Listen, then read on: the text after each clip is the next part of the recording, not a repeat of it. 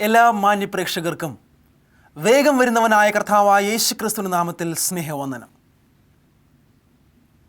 ദൈവം സ്നേഹമാണ് എങ്കിലും ലോകത്ത് അനേകം മനുഷ്യർ കഷ്ടതയും പ്രയാസങ്ങളും ദുരിതങ്ങളും അനുഭവിക്കുകയാണ്.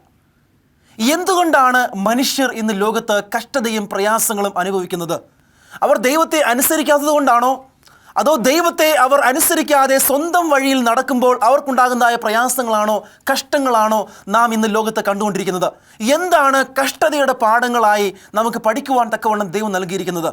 എന്തൊക്കെയാണ് നാം ഈ ഭൂമിയിൽ മനസ്സിലാക്കുവാനായി ദൈവം നൽകിയിരിക്കുന്നത്? ഇന്ന് നാം ലോകത്ത് കാണുന്നതായ അനേക അസുഖങ്ങളും അനേക പ്രയാസങ്ങൾ, കഷ്ടതകൾ, ദുരിതങ്ങൾ, സങ്കടങ്ങൾ, ഇതൊക്കെയും കാരണം ആരാണ്? എന്താണ് ഇതിന് പിന്നിലായിട്ട്? എന്തുകൊണ്ട് ദൈവത്തിൻ്റെ മക്കൾ ഈ ലോകത്ത് പ്രയാസങ്ങളും കഷ്ടങ്ങളും അനുഭവിക്കുന്നു? നമുക്ക് പല കാര്യങ്ങളും ഇതേക്കുറിച്ച് പഠിക്കുവാൻ തക്കവണ്ണം സാധിക്കും. ദൈവം സകലവും നന്മയ്ക്കായി കൂട്ടി വരുത്തും എന്ന് വേദപുസ്തകം പറയുകയാണ്. ദൈവത്തെ സ്നേഹിക്കുന്നവർക്ക്, നിർണയപ്രകാരം വിളിക്കപ്പെട്ടവർക്ക് സകലവും ദൈവം നന്മയ്ക്കായി കൂട്ടിവരുത്തും എന്ന് വേദപുസ്തകം പറയുന്നു. യോനയുടെ പുസ്തകം 1-ാം അധ്യായം, അതിൽ വളരെ മനോഹരമായ ഒരു കഥയെക്കുറിച്ച് പരാമർശിക്കുകയാണ്.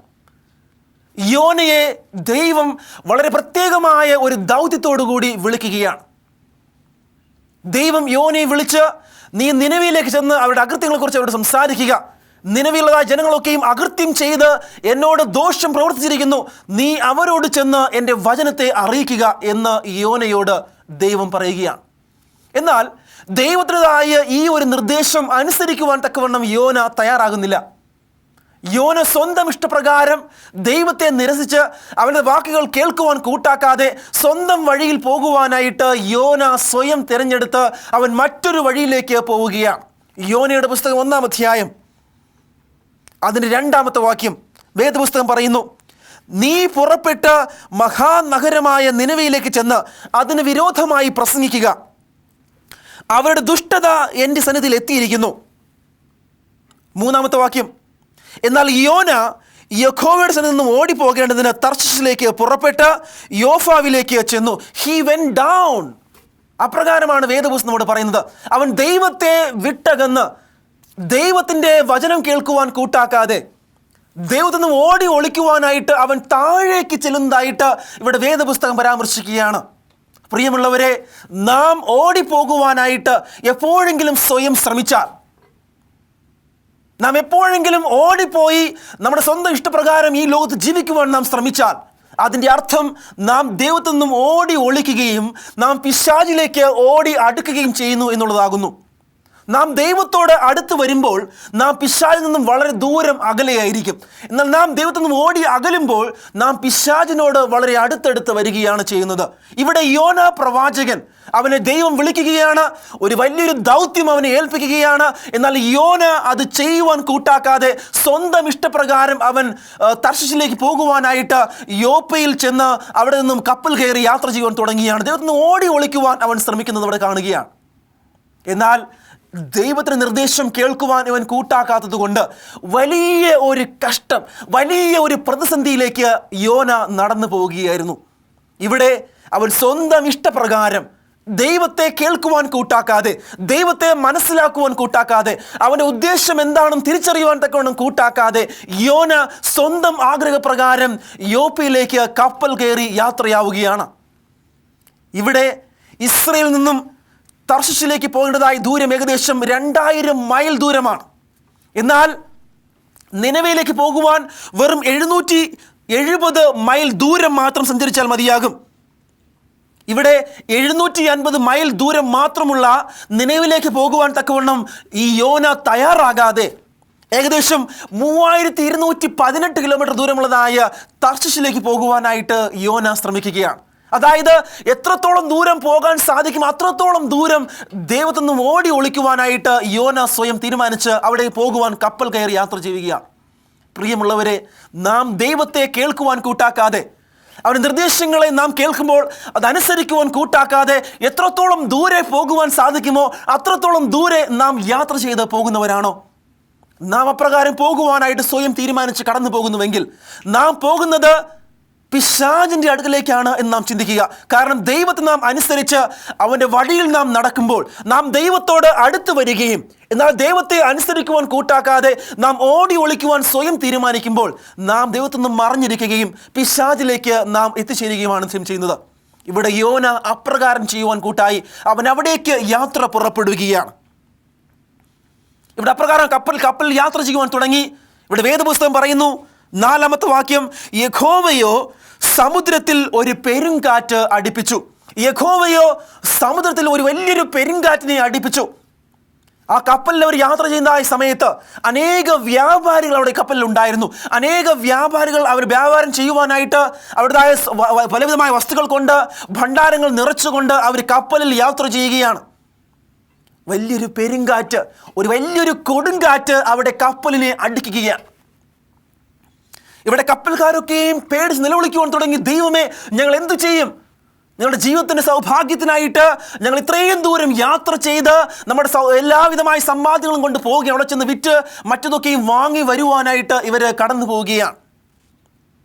ഇവിടെ വചനം പറയുന്നു, 5-ാമത്തെ വാക്യം, കപ്പൽക്കാർ ഓരോരുത്തർ ഭയപ്പെട്ട് അവരവരുടെ താന്താന്മാരുടെ ദേവന്മാരോട് നിലവിളിച്ചു. ഓരോരുത്തർ നിലവിളിക്കുവാൻ തുടങ്ങി, ദൈവമേ, ഞങ്ങൾ എന്ത് ചെയ്യും? ഈ പ്രയാസം, ഈ കഷ്ടത ഇത്രത്തോളം ഞങ്ങൾ നേരിടുകയാണ്. ഞങ്ങൾ ഇനി എന്ത് ചെയ്യും? ഞങ്ങൾ മരണപ്പെടേണ്ടി വരുമല്ലോ, ഞങ്ങൾ നഷ്ടപ്പെട്ടു പോകേണ്ടി വരുമല്ലോ, ഇത് നിയന്ത്രിക്കുവാൻ സാധിക്കുന്നില്ല, ഏത് നിമിഷവും കപ്പൽ ഒരുപക്ഷെ മറിഞ്ഞു പോയേക്കാം എന്ന് അവരെല്ലാവരും വിചാരിക്കുകയാണ്. കപ്പലിലെ ഭാരം കുറയ്ക്കുവാനായിട്ട് കപ്പിത്താൻ്റെ നിർദ്ദേശപ്രകാരം ഇവർക്കുള്ളതായ എല്ലാ വിലപിടുള്ള വസ്തുക്കളും ഒക്കെയും ഇവരുടെ അടുത്ത് കപ്പലിൽ നിന്നും വെളിയിൽ എറിയുവാൻ തുടങ്ങി. കാരണം കപ്പലിൻ്റെ ഭാരം കുറച്ചെങ്കിൽ മാത്രമേ നിയന്ത്രിക്കുവാൻ സാധിക്കുകയുള്ളൂ. നിർദ്ദേശം കിട്ടിയതിന് പ്രകാരമായിട്ട് ഇവർ എല്ലാ സാധനങ്ങളും വലിച്ചെറിഞ്ഞ് കപ്പലിനെ നിയന്ത്രിക്കുവാൻ തക്കവണ്ണം ശ്രമിക്കുകയാണ്.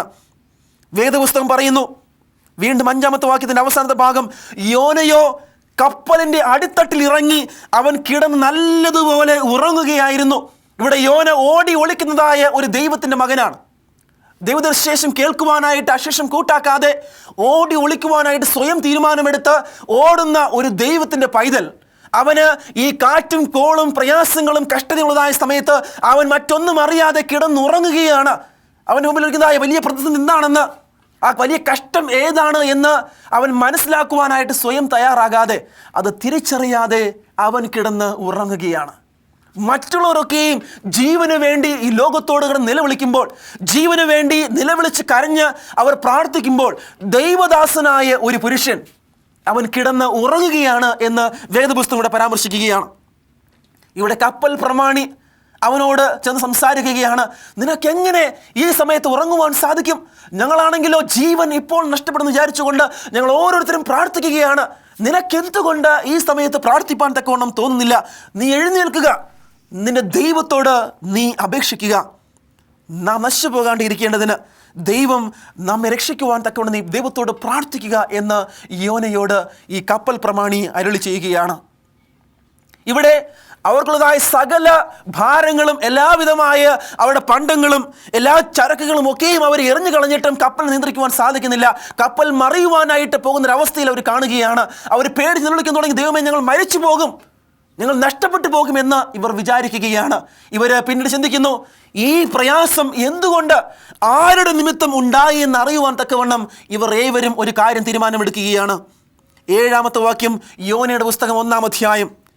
അനന്തരം അവർ, വരുവിൻ, ആരുടെ നിമിത്തം ഈ അനർത്ഥം നമ്മുടെ മേൽ വന്നിരിക്കുന്നെന്ന് നമുക്ക് അറിയേണ്ടതിന് നാം ചീട്ടിടുക എന്ന് അവർ തമ്മിൽ പറഞ്ഞു. അങ്ങനെ അവർ ചീട്ടിട്ടു. ചീട്ട് യോനയ്ക്ക് വീണു. അവർ അവനോട്, ആരുടെ നിമിത്തം ഈ അനർത്ഥം നമ്മുടെ മേൽ വന്നു എന്ന് നീ പറഞ്ഞു തരണം. ഇവിടെ അവരേവരും ചീട്ടിടുന്നതായ സമയത്ത് ആ ചീട്ട് യോനയ്ക്ക് വീഴുകയാണ്. ആരുടെ നിമിത്തമാണ് ഈ കുഴപ്പങ്ങൾ ഉണ്ടാകുന്നത് എന്നറിയുവാനായിട്ട് അവർ ചീട്ടിടുമ്പോൾ ഈ ചീട്ട് വന്ന് വീഴുന്നത് യോനയുടെ മേലായിരുന്നു. അവർ യോനയെ വന്ന് കാണുന്നു. പ്രിയപ്പെട്ട മനുഷ്യ, എന്താണ് ഇതിന് കാരണം? അവർ പ്രധാനമായും ചില ചോദ്യങ്ങൾ യോനയോട് ചോദിക്കുകയാണ്. ഈ ചോദ്യം നിങ്ങളോടും ചോദിക്കുവാൻ ഇന്ന് ഈ സമയത്ത് ഞാൻ ആഗ്രഹിക്കുകയാണ്. യോനയോട് ഈ കപ്പൽ പ്രമാണിയും എല്ലാ വ്യാപാരികളും ചോദിക്കുകയാണ്. 8-ാമത്തെ വാക്യം, നിന്റെ തൊഴിലെന്താണ്? നീ എവിടെ നിന്ന് വരുന്നു? നിന്റെ നാടേത്? നീ ഏതു ജാതിക്കാരൻ? 4 പ്രധാനപ്പെട്ട ചോദ്യങ്ങൾ യോനയോട് ഇവരൊക്കെയും ചോദിക്കുകയാണ്. നിന്റെ തൊഴിലെന്ത്? നീ എവിടെ നിന്ന് വരുന്നു? നിന്റെ നാടേത്? നീ ഏതു ജാതിക്കാരൻ? നീ ആരാണ്? നിന്റെ തൊഴിലെന്താണെന്ന് അവർ ചോദിക്കുന്നതായ സമയത്ത് യോന പറയുകയാണ്. അടുത്ത വാക്യത്തിൽ പറയുന്നു, യോന പറയുന്നു, ഞാൻ ഒരു എബ്രായൻ. I am a Hebrew. ഞാൻ ഒരു എബ്രായൻ. ഞാൻ കരയും കടലും ഉണ്ടാക്കിയ സ്വർഗീയനായ ദൈവത്തെ ആരാധിക്കുന്നവനാണ് എന്ന് യോന അവരോട് സാക്ഷ്യം പറയുകയാണ്. ഞാൻ ഒരു എബ്രായൻ. I am a Hebrew. പഴയ ഇംഗ്ലീഷ് നമ്മൾ വായിക്കുമ്പോൾ കാണാൻ സാധിക്കുന്നു, ഓൾഡ് കിങ് ജെയിംസ് വേർഷനിൽ പറയുകയാണ് ഐ ആം ആൻ ഹീബ്രു. പുതിയതിൽ ഐ ആം എ ഹീബ്രു. എന്താണ് ഇതിൻ്റെ അർത്ഥം? എന്താണ് യോന ഇവിടെ പറയുന്നത്? ഞാൻ ഒരു എബ്രായൻ. ഞാൻ കരയും കടലും ഉണ്ടാക്കിയ യഹോവയായ ദൈവത്തെ ആരാധിക്കുന്നവനാണ്.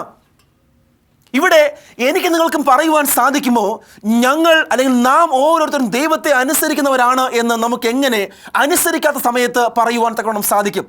ഇവിടെ യോന ദൈവത്തെ അനുസരിക്കുവാൻ കൂട്ടാക്കാതെ മറ്റൊരു സ്ഥലത്തേക്ക് ഒളിച്ചു പോകുന്നവനായിരുന്നു യോന. ആ സമയത്ത് യോനയ്ക്ക് എന്ത് അവകാശമാണുള്ളത്?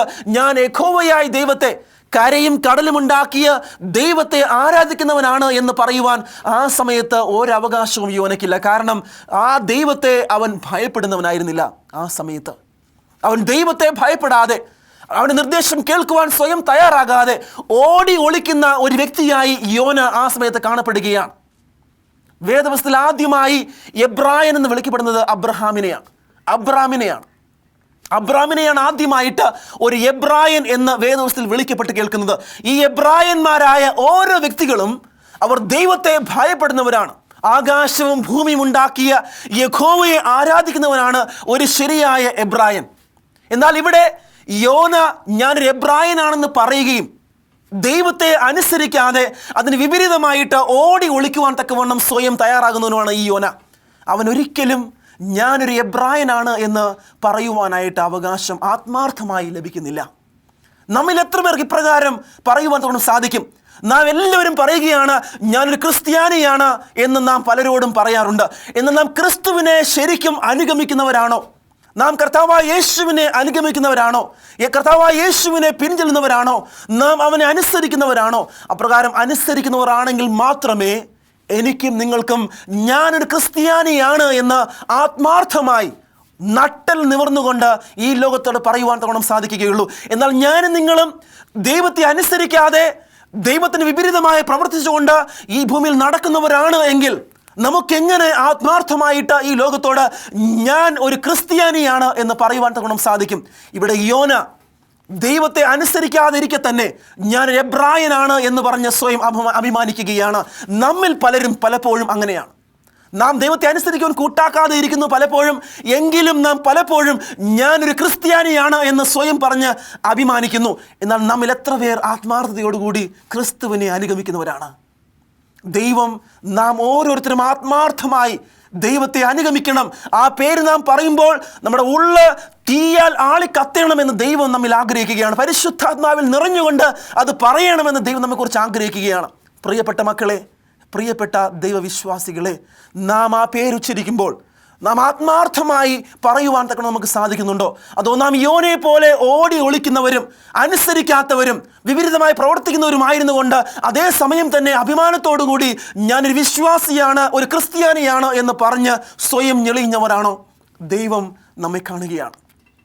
ഇവിടെ യോന ദൈവത്തെ അനുസരിക്കുവാൻ കൂട്ടാക്കാത്തത് കൊണ്ട് ഒരു വലിയൊരു കഷ്ടത്തിലേക്ക് യോന സ്വയം തലയെ കൊണ്ടുവയ്ക്കുകയാണ്. ഇവിടെ യോന പറയുകയാണ്, എനിക്ക് മനസ്സിലായിരിക്കുന്നു ഈ കോളിൻ്റെയും കാറ്റിൻ്റെയും അടയാളം എന്നെ കാണിക്കുന്നത് ഞാനാണ് ഇതിന് കാരണക്കാരൻ ഞാൻ മനസ്സിലാക്കുന്നു. നിങ്ങൾ എന്നെ പിടിച്ച് കടലിലേക്ക് എറിഞ്ഞുകൊള്ളുവിൻ. അപ്രകാരം നിങ്ങൾ ചെയ്തു കഴിഞ്ഞാൽ ഈ കാറ്റും കോളുമൊക്കെ നിന്നു പോകും എന്ന് യോന ഇവരോട് പറയുകയാണ്. അങ്ങനെ യോന കടലിലേക്ക് മനസ്സില്ലാ മനസ്സോടെയാണെങ്കിലും ഈ കപ്പിത്താനും കപ്പലിലെ മറ്റെല്ലാ വ്യാപാരികളും യോനയെ പിടിച്ച് കടലിലേക്ക് തള്ളി എറിയുകയാണ്. അവിടെ ഒരു തിമിംഗലത്തെ ദൈവം ഒരുക്കി വെച്ചിരിക്കുകയായിരുന്നു. ഒരു വലിയൊരു മത്സ്യത്തെ കർത്താവായ ദൈവം ഒരുക്കി വെച്ചിരിക്കുകയായിരുന്നു. ഈ മത്സ്യം യോനയെ വിഴുങ്ങുകയും ആ മത്സ്യത്തിനുള്ളിൽ 3 ദിവസം കിടക്കുവാനായിട്ട് യോനയെ ദൈവം ഇടവരുത്തുകയും ചെയ്യുകയാണ്. ലോകത്തിൽ ഒരുപക്ഷെ ഏറ്റവും അധികം കഷ്ടവും പ്രയാസവും ഈ സമയത്ത് യോന അനുഭവിക്കുകയാണ്. എന്തുകൊണ്ട്? കാരണം ദൈവത്തെ അനുസരിക്കുവാൻ തക്കവണ്ണം അവൻ കൂട്ടാക്കാത്തത് കൊണ്ട്, ദൈവത്തെ അനുസരിക്കുവാനോ അവൻ്റെ വഴിയിൽ പോകുവാനോ തക്കവണ്ണം സ്വയം തയ്യാറാകാത്തത് കൊണ്ട് യോന അതികഠിനമായൊരു കഷ്ടതയിലൂടെ ഇപ്പോൾ കടന്നു പോവുകയാണ്. കർത്താവിൽ പ്രിയപ്പെട്ടവരെ, നാം ഇപ്രകാരം പലപ്പോഴും അങ്ങനെ ആയിരിക്കാറുണ്ട്. നാം ദൈവത്തെ അനുസരിക്കുവാൻ കൂട്ടാക്കാത്തത് കൊണ്ട്, നാം ദൈവത്തെ കേൾക്കുവാൻ തക്കവണ്ണം നാം തുനിയാതിരിക്കുന്നത് കൊണ്ട് നാം പലപ്പോഴും കഷ്ടതയിലൂടെയും പ്രയാസങ്ങളിലൂടെയും നാം കടന്നു പോകുന്നു. അത് സഹിപ്പാൻ നമുക്ക് കഴിയാതെ വരുന്നു. എന്നാൽ നാം നീതിക്ക് വേണ്ടി നാം കഷ്ടങ്ങളെ സഹിക്കുന്നുവെങ്കിലോ അത് നമുക്ക് സഹിപ്പാൻ കൃപ ദൈവം നൽകിയിരിക്കും. അതൊക്കെയും സാരമില്ല എന്നെണ്ണുവാൻ നമുക്ക് ഏവർക്കും സാധിക്കും. എന്നാൽ ഇവിടെ യോന 1-ാം അധ്യായം അതിൻ്റെ 15-ാമത്തെ വാക്യത്തിൽ പറയുന്നു, അവർ യോനയെ എടുത്ത് സമുദ്രത്തിന്മേൽ ഇട്ട് കളയുകയും സമുദ്രത്തിൻ്റെ കോപം അടങ്ങുകയും ചെയ്തു.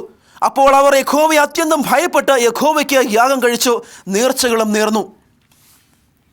ഇവിടെ പ്രിയമുള്ള ദൈവമക്കളെ, ദൈവം നോവയോട് പറഞ്ഞത്, ദൈവം യോനയോട് പറഞ്ഞത് യോന കേൾക്കുവാൻ തയ്യാറായിരുന്നുവെങ്കിൽ യോനയ്ക്ക് വൻ കാര്യങ്ങളെ കാണുവാൻ തക്കവണ്ണം സാധിക്കുമായിരുന്നു.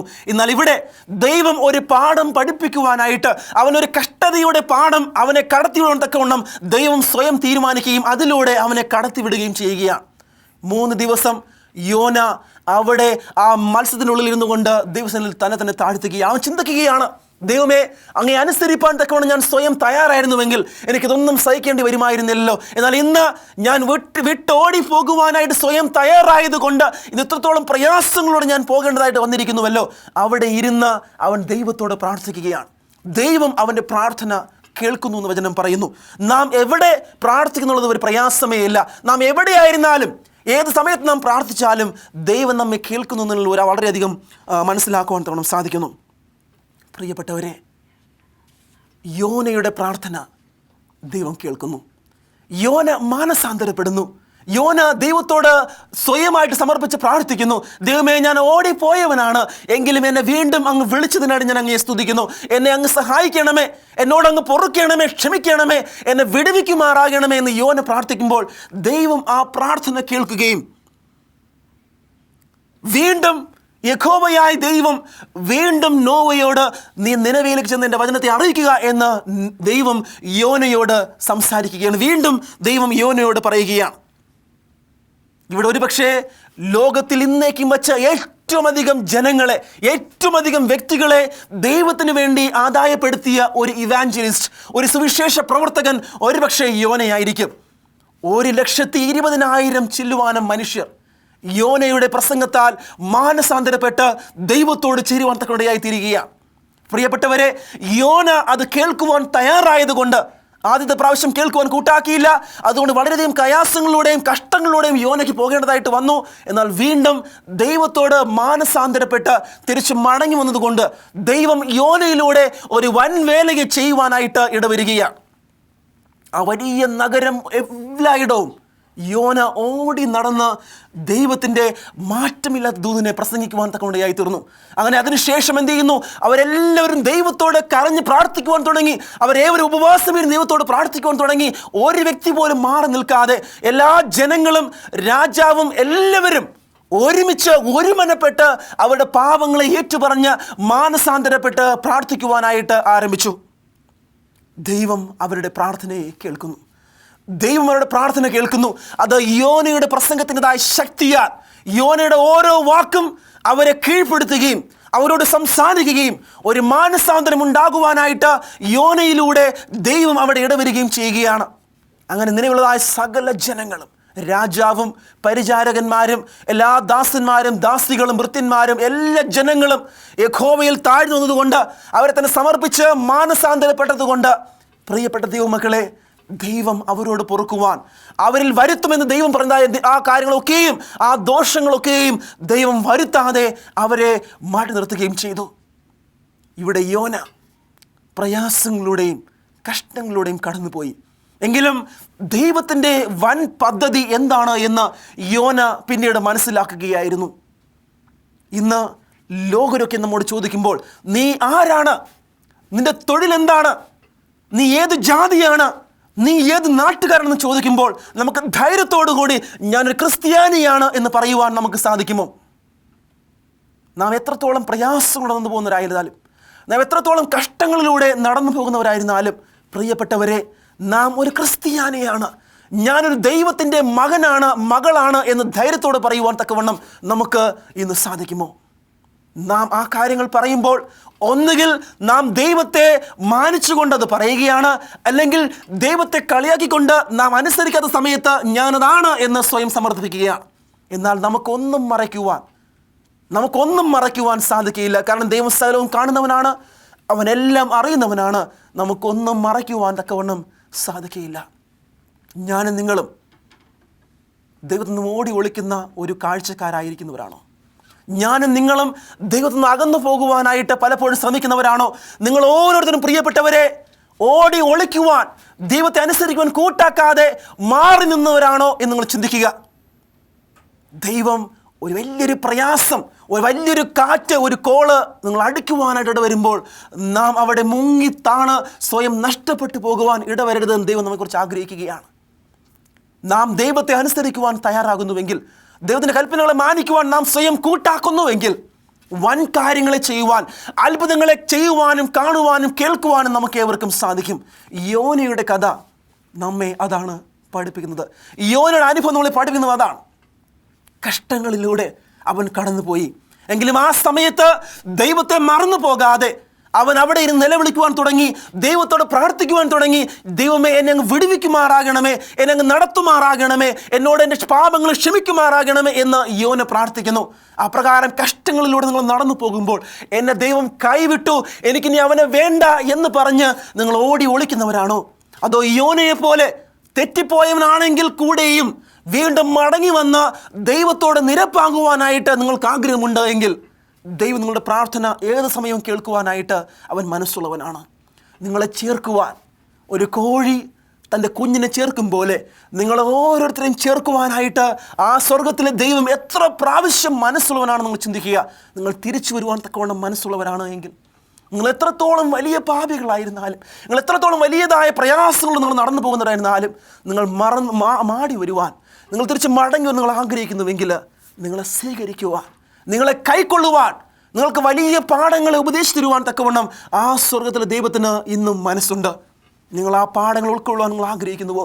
ആ പാഠത്തെ മനസ്സിലാക്കി അതിലൂടെ നടന്നു പോകുവാൻ ദൈവം വിശ്വസ്തനാണ്, എന്നെ പഠിപ്പിക്കുന്നവനാണ്, എന്നെ നടത്തുന്നവനാണെന്ന് പറഞ്ഞുകൊണ്ട് മുൻപോട്ട് പോകാൻ നിങ്ങൾ ആഗ്രഹിക്കുന്നുവോ?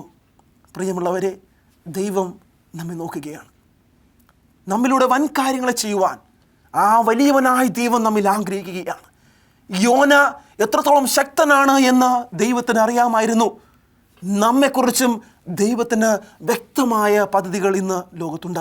നാം ആ പദ്ധതികളെ അനുസരിച്ച് ഈ ഭൂമിയിൽ ജീവിക്കുവാനായിട്ട് തയ്യാറാകുന്നുവെങ്കിൽ വൻ കാര്യങ്ങളെ ചെയ്യുവാൻ, അതിശയങ്ങളെ പ്രവർത്തിക്കുവാൻ, അനേകരെ ആദായപ്പെടുത്തുവാൻ, അനേകർ ദൈവത്തിലേക്ക് ആനയിക്കുവാൻ തക്ക നമുക്ക് ഏവർക്കും സാധിക്കും. എന്നാൽ നാം ഓടി ഒളിക്കുവാൻ സ്വയം തീരുമാനിച്ചാലോ, നാം കഷ്ടതയിലൂടെ, കാറ്റും കോളും ഏറ്റ് പ്രയാസങ്ങളിലൂടെ, തീച്ചൂളയിലൂടെ നാം പലപ്പോഴും നടന്നു പോകേണ്ടതായിട്ട് വരുന്നു. എങ്കിലും ആ സമയത്തും ദൈവം നമ്മെ കൈവിടുന്നില്ല.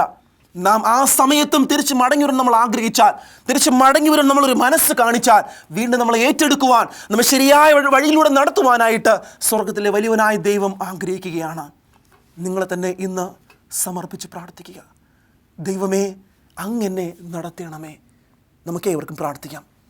ഞങ്ങളെ ഏറ്റവും അധികമായി കരുതുന്ന ഞങ്ങളുടെ നല്ലവനായ ദൈവമേ, കർത്താവെ, ഞങ്ങൾ പലപ്പോഴും യോനയെ പോലെ ഓടി ഒളിക്കുന്നവരാണ്. എങ്കിലും കർത്താവ്, ഞങ്ങൾ മടങ്ങി വന്ന് ഞങ്ങളേവരും മാനസാന്തരപ്പെട്ട് ദൈവനാമത്തിൽ കൊള്ളാകുന്ന ഒരു വിശ്വസ്തരുമായി ജീവിപ്പാൻ ഞങ്ങളെ കർത്താവ് സഹായിക്കണമേ. കഷ്ടതയിലൂടെ, പ്രയാസങ്ങളോടെ ഞങ്ങൾ കടന്നു പോകുമ്പോൾ ഒരിക്കലും ദൈവത്തെ മറന്നു പോകാതെ അവിടെ ഇരുന്നു കൊണ്ട് കർത്താവിനോട് പ്രാർത്ഥിപ്പാൻ ഞങ്ങളെ കർത്താവ് പഠിപ്പിക്കുമാറാകണമേ. ഒരിക്കലും ഞങ്ങളെ കർത്താവ് കൈവിടരുതേ, ഞങ്ങളെ തള്ളിക്കളയരുതേ. നിരന്തരം കർത്താവ് കൂടെ ഇരിക്കുമാറാകണം, ഞങ്ങളെ നടത്തുമാറാകണം. എല്ലാ കുറവുകളും കർത്താവ് വിടുവിക്കണമേ. യേശുവെ, മടങ്ങി വന്ന് ദൈവത്തോട് പ്രാർത്ഥിപ്പാനും ദൈവത്തോട് അവൻ്റെ മകനായി തീരുവാനും തക്ക ഞങ്ങളെ കർത്താവ് സഹായിക്കണമേ. പ്രാർത്ഥന കേട്ട കൃപയ്ക്കായിട്ടെങ്കിൽ സ്തുതിക്കുന്നു. സകലവും ക്രിസ്തു യേശുവിൻ്റെ നാമത്തിൽ പ്രാർത്ഥിക്കുമ്പോൾ പ്രാർത്ഥന കേൾക്കുമാറാകണമേ. ആമേൻ.